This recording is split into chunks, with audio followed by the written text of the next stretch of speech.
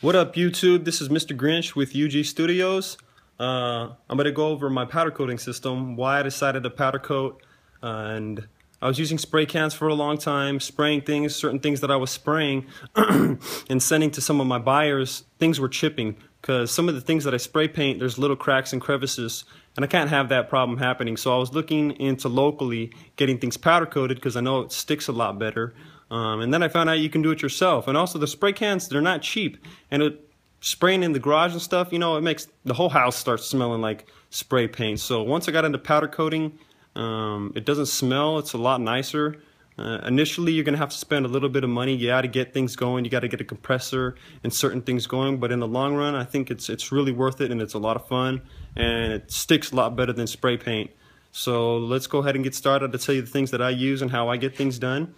First of all, you always want to wear some type of respirator. This is the one that I use. This is just something that I had laying around the house, but you don't have to use something this extreme. You can just use little white ones, but these things really aren't that expensive. I think you can get them from Home Depot or from Eastwood too for like 15 bucks, 20 bucks for something pretty nice. And also some glasses. Always wear some glasses. So let me show you how I started and what I started off with. I went down to Home Depot first, and the first thing that I picked up was this compressor. It's a Husky Compressor, 8-gallon, 4.0 CFM, 125 PSI, 1.5 horsepower.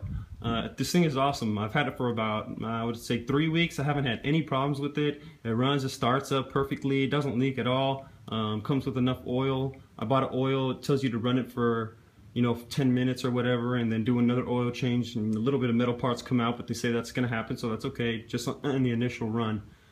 So then I put new oil in it, and it's been working great. I mean, this compressor is awesome, especially for powder coating. This really is a bit overkill, because powder coating, you only need, they say their gun only requires about 8 to 15 PSI. So this really is overkill, but it's nice to have some decent compressor around the garage, using for other things. So I would recommend just go ahead and getting something like this. From Home Depot, I got it for 129 bucks. So when I first started powder coating, all I was using was the filter that Eastwood gave me, and I'll show you that in a second.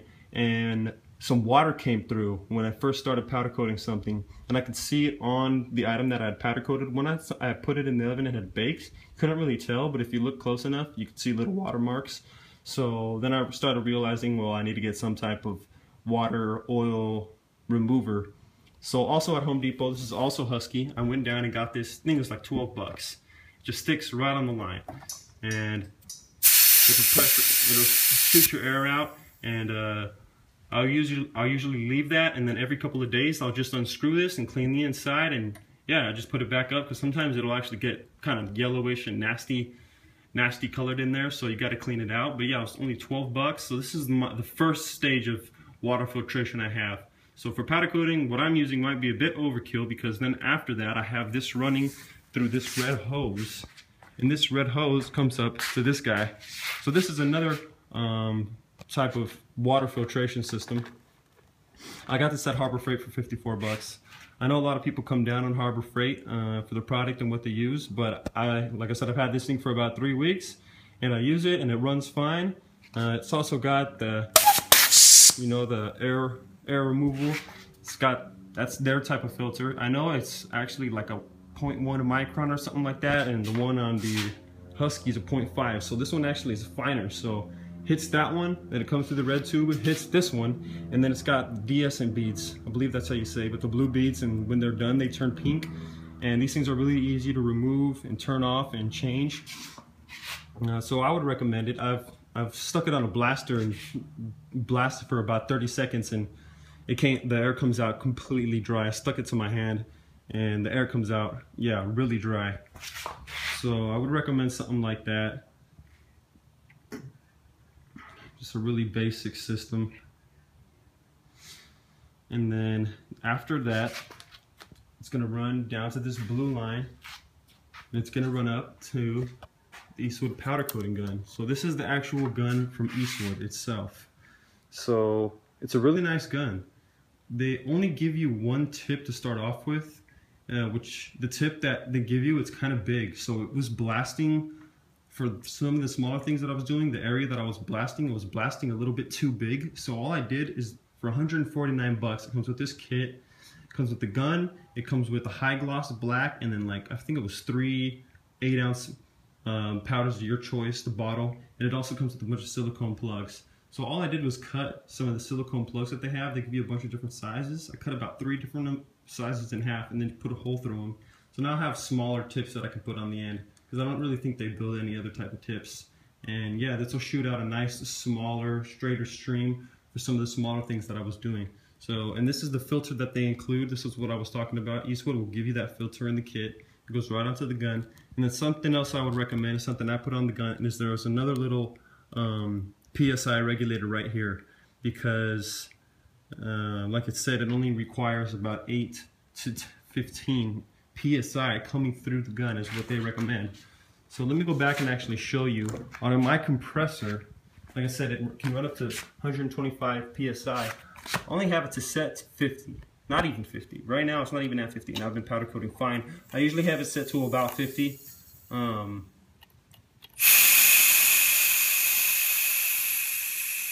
Right there, and it runs fine. And I'm gonna come back to the Harbor Freight thing really quick. I pushed it up to 100, so really it's only 50 PSI coming through, and this thing hasn't had any problems leaking. I even pushed it up to 100 and ran it at 100 a little bit to see if there was any leaking, but there was no leaking going on. So I think this thing is good for what you're going to be using. You definitely want your powder coat line to come out very dry. So invest in something, you know, decent, so you got a decent dry line. So this is Eastwood. This is their powder coating system. This is the box. I just mounted it on this little wooden base thing that I built with just some wood that I had around the house.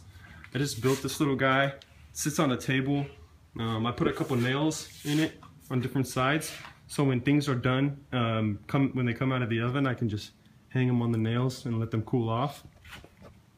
Here's another hook right here.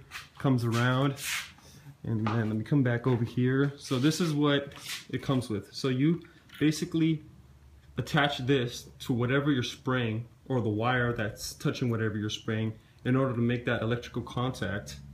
And then you hold this in your hand while you're holding the gun. And anything that you spray, while you spray, you're holding this down, and that's what charges the particles that come out the gun, and it make everything stick to whatever you're spraying. So this does require to be plugged in. So I just have it coming down. It runs to an extension cord.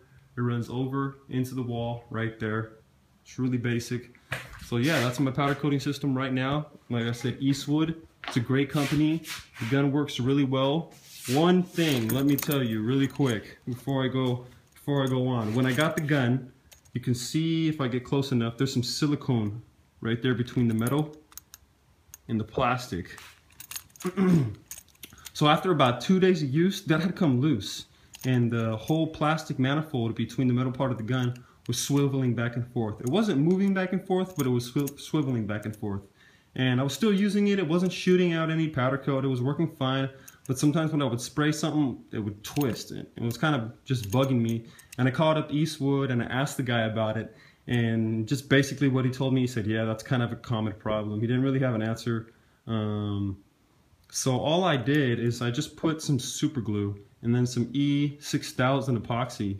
And it fixed it up right away. I let it dry overnight, and it doesn't swivel at all now. So the first thing I would recommend when you're going to start using this gun is go down and get just any cheap tube of epoxy, some industrial epoxy, and seal that up so that doesn't happen, because it's just a little bit of a hassle. But like I said, now it works fine, and it's very cost efficient. So the Eastwood gun, man, for DIY projects, home projects, anything that you're going to be doing, I would highly recommend it. It works great, and you're definitely going to want to have some type of sprayer like this. You can get this pretty much anywhere. At Home Depot, I got this at Home Depot too, because you spray all the powder. You can spray all the powder off of anything, because the powder actually won't stick until it's in the oven and baked, which is really cool. So say you're spraying something, you know, you got the gun out and you're spraying something on your hook, you don't like the way it comes out, you can just literally attach this and you can just blast it right off, and you can repaint it again. But once it's in the oven and cooked, that's not going to happen. So make sure you get it set the first time. And then also, it's nice having this because you just hook this up. It takes 5 minutes, if that. Just blow the whole gun out, clean everything out, and the gun's good, ready to go clean. And if this gun breaks, I know that you can get that exact gun off Eastwood for like 99 bucks. But I'm sure if you take care of this gun, like I said, I've had this gun for I got this gun about 3 weeks ago. You take care of it, make sure it doesn't drop or hit the ground too hard, I'm sure it's gonna last a long time. If you want, I'll even give you a little basic, let's see, there you go. That's basically what I run it at, really low air pressure. So let's go ahead and I'll walk over here to the oven that I'm using. So I got this oven. It's a really basic oven. I got it at Walmart for like 70 bucks. And as you can see, I got a piece hanging in there that I just powder coated and blasted. And then you've got these pieces. I kind of altered it to make things where I can kind of move things around and how I can hang things. You can see these got little wires, each one, so I can hang different objects. You can, of course, customize inside of this however you want. You can get bigger ovens. But right now, for what I'm doing, this is all I really need. So it works great, yeah. It's an awesome oven. And then you probably saw the Sandblaster. I'm gonna do another little video of this later because I don't actually have this running yet. But a lot of the parts that I'm doing, I'm sanding by hand. And I was getting really tired of that. So I went down to Harbor Freight. It was 109 bucks, 20% off. The 20% off coupon, you just pull it up online or on your phone. You could just use it right there in the store. I walked out of the store with this thing for 84 bucks. It's pre-built, and the new ones, the new 2015 ones, actually have 2 latches. They're already it's already all siliconed inside, so you don't have to do any of that yourself. It comes with some extra sheets, and I don't know how well we're going to be able to see in there, but it comes with the gun. The gun's got a couple of different nozzle sizes. I'm gonna have to build a light. It has a spot so you can put a light inside of it. I'm gonna build a light, and then that's where the vacuum goes. The vacuum that I'm gonna be using is right here. And then I'm gonna go ahead and invest in the 40 bucks. I'm gonna get the dust deputy so I don't mess up my vacuum too much and I don't go through a lot of the blast media quickly. So when I get that hooked up, I'll do another video. And the compressor that I'm gonna be using for that is this. I know that they say you want something real big, like a 60-gallon compressor, but for the things that I'm doing, I'm not blasting, you know, car rims or anything like that. I'm blasting little parts. The stuff that I do is relatively small, usually nothing much bigger than my hand or much bigger than my arm, maybe like a gallon or water jug. And this is, I know this is gonna run it fine. I've already hooked it up and done a couple of testings. I believe this is a 33-gallon. It runs at like 8.5 CSM. So for what I'm doing, this is gonna be fine. But yeah, like I said, I'll do another video when I get all that hooked up and everything. But yeah, so that's my powder coating system. That's how I get things done. Appreciate you just checking out my system, checking out how things go. Shout out to Eastwood. They make a great product. Check them out. So thanks again. This is Mr. Grinch with UG Studios. All right, you guys. Later.